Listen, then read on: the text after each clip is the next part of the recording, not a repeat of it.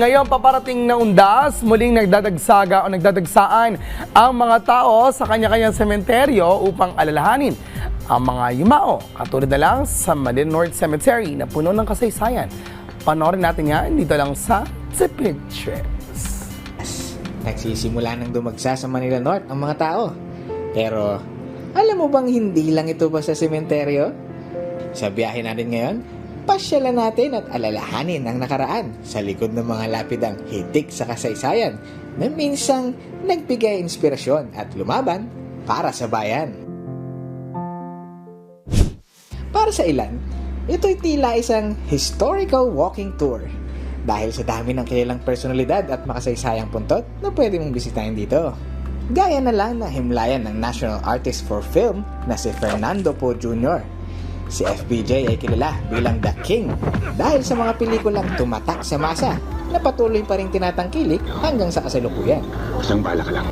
Kasama niya rito ang kanyang may bahay na si Susan Roses, ang tinagurian namang Queen of Philippine Movies, isang tahimik na paalala ng kanilang legasiya sa showbiz at sa ating bansa. Sunod nating puntahan ang mga dating leader ng Pilipinas. Dito makikita ang himlayan ng dating presidente Manuel Rojas, Sergio Osmeña at Ramon Magsaysay. Makikita rin dito ang himlayan ng tanyag na senador na si Claro M. Recto at dating alkalde ng Maynila na si Alfredo Lim. Sa kabilang bahagi naman makikita ang puntod ng komedyanteng minsang nagpangiti at nagpatawa sa atin noong dekada 90 na si Larry Silva o mas kilala natin bilang si Pipoy. Sobrang takaw mo naman, Bart. Agaw pansin din ang musileo ng mga veterano na itinayo para sa mahigiting nating katipunero. Isang dambana para sa ating mga bayaning lumaban at nagsakripisyo para sa kalayaan ng ating bayan.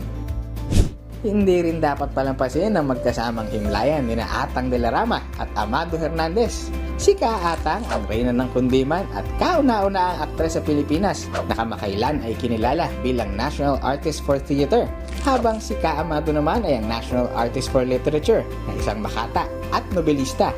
Kita mo nga naman nanatiling magkasama sa entablado man hanggang sa buhay na walang hanggan. Dito mo rin makikita ang himlayan ng mga Boy Scout na namatay sa trahedya noong 1963, kung saan hanggang ngayon ay ating ginugunita na kalaunan ay naging pangalan ng ilang kalye sa Quezon City, tulad na lang nila Scout Albano at Scout Chotoko.